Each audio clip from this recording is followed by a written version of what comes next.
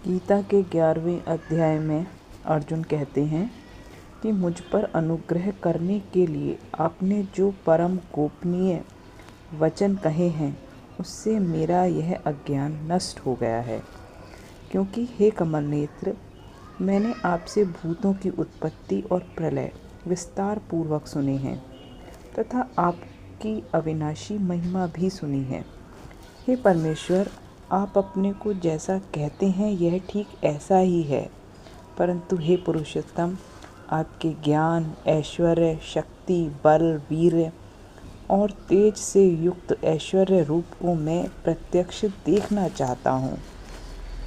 हे प्रभु, यदि आप सोचते हैं कि मैं आपके विश्व रूप को देखने में समर्थ हो सकता हूँ, तो कृपा करके मुझे अपना असीम विश्व रूप दिखलाइए। भगवान ने कहा, हे अर्जुन, हे पार्थ, अब तुम मेरे ऐश्वर्य को, सैकड़ों हजारों प्रकार के दैवी तथा विविध रंगों वाले रूपों को देखो। हे भरतवंशी अर्जुन, तू मुझ में अदिति के 12 पुत्रों को, 8 वसुओं को, 11 रुद्रों को, दोनों अश्विनी कुमारों को और 49 मरुदगणों को देख तथा और भी बहुत से पहले न देखे हुए आश्चर्यमय रूपों को देख। हे अर्जुन, अब मेरे शरीर में एक जगह स्थित चराचर सहित संपूर्ण जगत को देख तथा और जो भी कुछ देखना चाहते हो सो देख, परंतु मुझको तू इन अपने प्राकृत नेत्रों द्वारा देखने में निसंदेह समर्थ नहीं है। इसी से मैं तुझे दिव्य चक्षु देता हूँ। इससे तू मेरी ईश्वरीय योग शक्ति को देख। अनेक मुख और नेत्रों से युक्त, अनेक अद्भुत दर्शनों वाले, बहुत से दिव्य भूषणों से युक्त और बहुत से दिव्य शस्त्रों को हाथों में उठाए हुए, दिव्य माला और वस्त्रों को धारण किए हुए और दिव्य गंध का सारे शरीर में लेप किए हुए, सब प्रकार के आश्चर्य से युक्त, सीमा रहित और सब ओर मुख किए हुए विराट स्वरूप परमदेव परमेश्वर को अर्जुन ने देखा। आकाश में हजारों सूर्यों के एक साथ उदय होने से उत्पन्न जो प्रकाश हो, वह भी उस विश्वरूप परमात्मा के प्रकाश के सदृश कदाचित ही हो। पांडुपुत्र अर्जुन ने उस समय अनेक प्रकार से विभक्त अर्थात पृथक पृथक संपूर्ण जगत को देवों के देव श्री कृष्ण भगवान के उस शरीर में एक जगह स्थित देखा।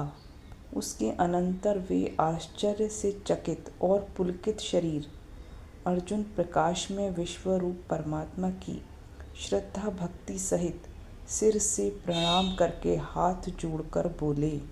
अर्जुन बोले, हे देव, मैं आपके शरीर में संपूर्ण देवों को, अनेक भूतों के समुदायों को, कमल के आसन पर विराजित ब्रह्मा को, महादेव को और संपूर्ण ऋषियों को तथा दिव्य सर्पों को देखता हूँ। हे विश्वरूप, मैं आपके शरीर में अनेकानेक हाथ, पेट, मुंह, आँखें देख रहा हूँ, जो सर्वत्र फैले हैं और जिनका अंत नहीं है। आप में न अंत दिखता है, न मध्य और न आदि। आपके रूप को उसके चकाचौंध तेज के कारण देख पाना कठिन है, क्योंकि वह प्रज्वलित अग्नि की भांति अथवा सूर्य के अपार प्रकाश की भांति चारों ओर फैल रहा है। तो भी मैं इस तेजोमय रूप को सर्वत्र देख रहा हूँ, जो अनेक मुकुटों, गदाओं तथा चक्रों से विभूषित है। आप ही जानने योग्य परम अक्षर अर्थात परब्रह्म परमात्मा हैं। आप ही इस जगत के परम आश्रय हैं। आप ही अनादि धर्म के रक्षक हैं और आप ही अविनाशी सनातन पुरुष हैं, ऐसा मेरा मत है।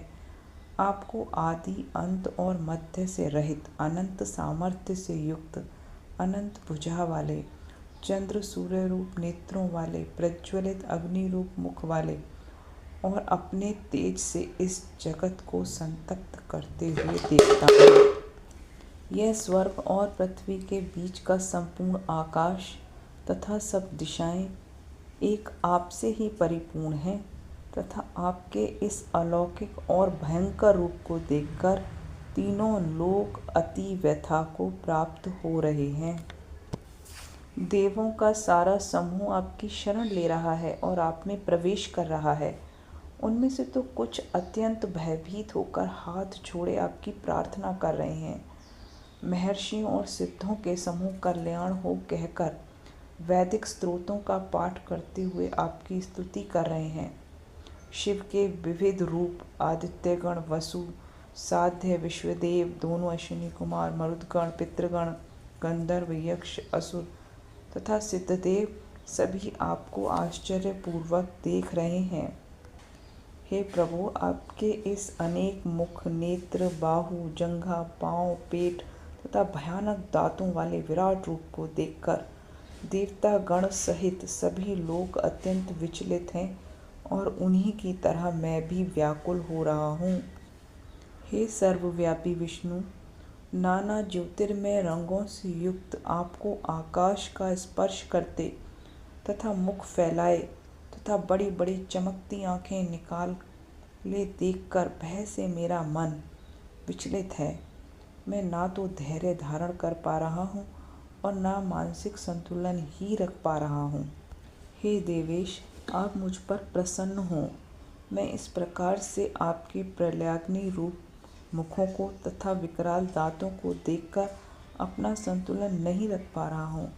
मैं सब ओर से मोहग्रस्त हो रहा हूँ। धृतराष्ट्र के सारे पुत्र अपने समस्त सहायक राजाओं सहित तथा भीष्म, द्रोण, कर्ण एवं हमारे सारे प्रमुख योद्धा भी आपके विकराल मुख में प्रवेश कर रहे हैं। उनमें से कुछ के सिरों को तो मैं आपके दांतों के बीच चूर्णित हुआ भी देख रहा हूँ। जिस प्रकार नदियों की अनेक तरंगें समुद्र में प्रवेश करती हैं, उसी प्रकार ये समस्त महान योद्धा भी आपके प्रज्वलित मुखों में प्रवेश कर रहे हैं। हे विष्णु, मैं देखता हूँ कि आप अपने प्रज्वलित मुखों से सभी दिशाओं के लोगों को निगले जा रहे हैं। आप सारे ब्रह्मांड को अपने तेज से आपूरित करके अपनी विकराल झुलसाती किरणों सहित प्रकट हो रहे हैं। कृपा करके मुझे बताइए कि इतने उग्र रूप में आप कौन हैं। मैं आपको नमस्कार करता हूँ। कृपा आप मुझ पर प्रसन्न हों। आप आदि भगवान हैं। मैं आपको जानना चाहता हूँ क्योंकि मैं नहीं जान पा रहा हूँ कि आपका प्रयोजन क्या है।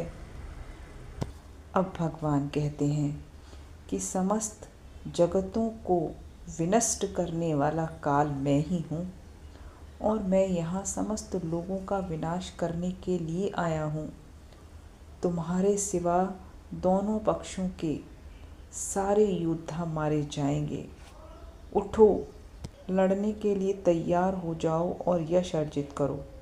अपने शत्रुओं को जीतकर संपन्न राज्य का भोग करो।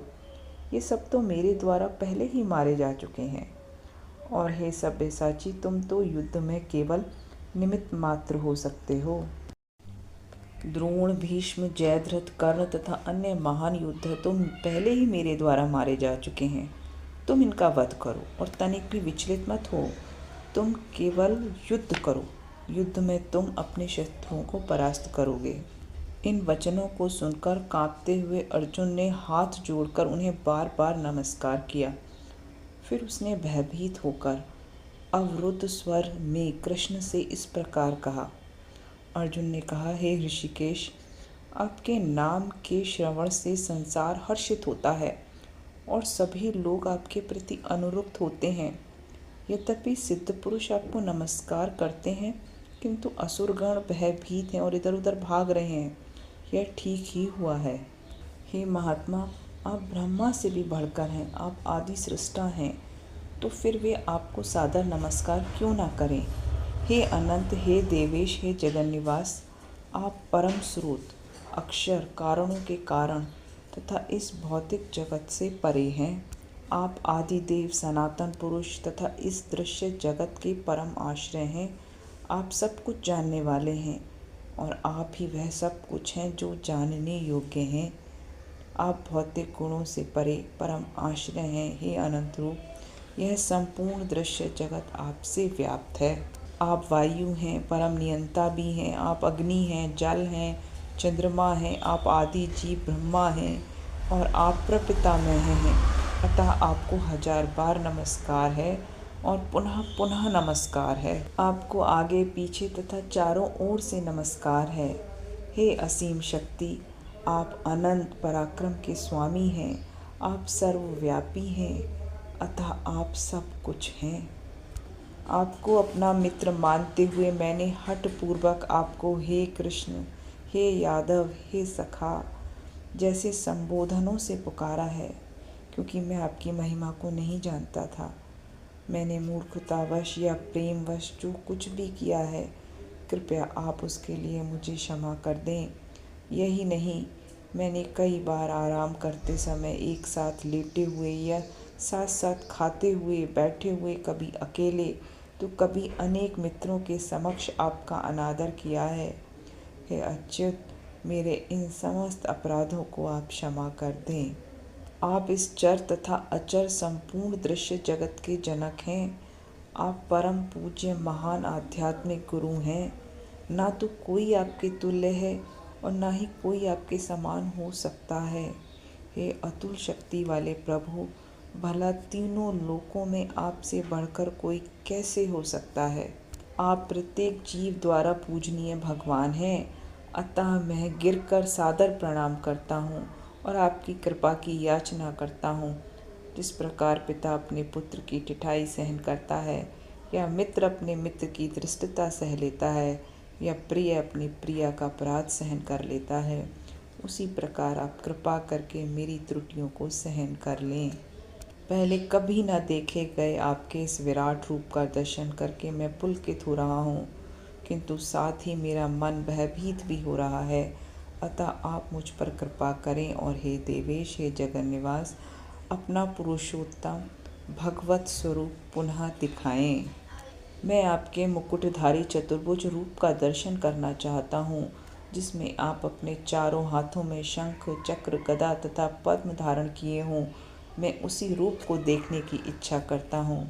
भगवान ने कहा, हे अर्जुन, मैंने प्रसन्न होकर अपनी अंतरंगा शक्ति के बल पर तुम्हें इस संसार में अपने इस परम विश्व रूप का दर्शन कराया है। इसके पूर्व अन्य किसी ने इस असीम तथा तेजों में आदि रूप को कभी नहीं देखा था। हे कुरुश्रेष्ठ, तुमसे पूर्व मेरे इस विश्व रूप को किसी ने नहीं देखा, क्योंकि मैं ना तो वेदाध्ययन के द्वारा, न यज्ञ, दान, पुण्य या कठिन तपस्या के द्वारा इस रूप में इस संसार में देखा जा सकता हूँ। तुम मेरे इस भयानक रूप को देखकर अत्यंत विचलित एवं मोहित हो गए हो। अब मैं इसे समाप्त करता हूँ। तुम समस्त चिंताओं से पुनः मुक्त हो जाओ। तुम शांत चित्त से अब अपना इच्छित रूप देख सकते हो। इस प्रकार कहने के बाद भगवान कृष्ण ने अपना असली चतुर्भुज रूप प्रकट किया और अंत में 2 भुजाओं वाला अपना रूप प्रदर्शित करके भयभीत अर्जुन को धैर्य बंधाया। जब अर्जुन ने कृष्ण को उनके आदि रूप में देखा तो कहा, हे जनार्दन, आपके इस अतीव सुंदरी मानवीय रूप को देखकर मैं अत्यंत स्थिर चित्त हूँ और मैंने अपनी प्राकृत अवस्था प्राप्त कर ली है। श्री भगवान ने कहा, हे अर्जुन, तुम मेरे जिस रूप को इस समय देख रहे हो उसे देख पाना अत्यंत दुष्कर है। यहाँ तक कि देवता भी इस अत्यंत प्रिय रूप को देखने की ताक में रहते हैं। तुम अपने दिव्य नेत्रों से जिस रूप का दर्शन कर रहे हो उसे ना तो वेदाध्ययन से, न कठिन तपस्या से, न दान से, न पूजा से ही जाना जा सकता है। कोई इन साधनों के द्वारा मुझे मेरे रूप में नहीं देख सकता। अब आगे भगवान श्री कृष्ण बहुत महत्वपूर्ण बात कह रहे हैं। हे अर्जुन, केवल अनन्य भक्ति के द्वारा मुझे उस रूप में समझा जा सकता है जिस रूप में मैं तुम्हारे समक्ष खड़ा हूँ, और इसी प्रकार मेरा साक्षात दर्शन भी किया जा सकता है। केवल इसी विधि से तुम मेरे ज्ञान के रहस्य को पा सकते हो।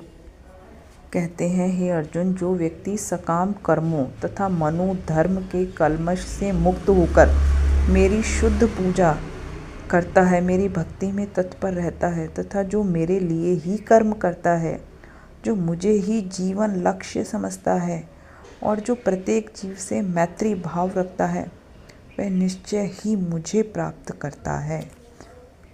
भक्तों बोलो जय श्री कृष्ण। राधे राधे।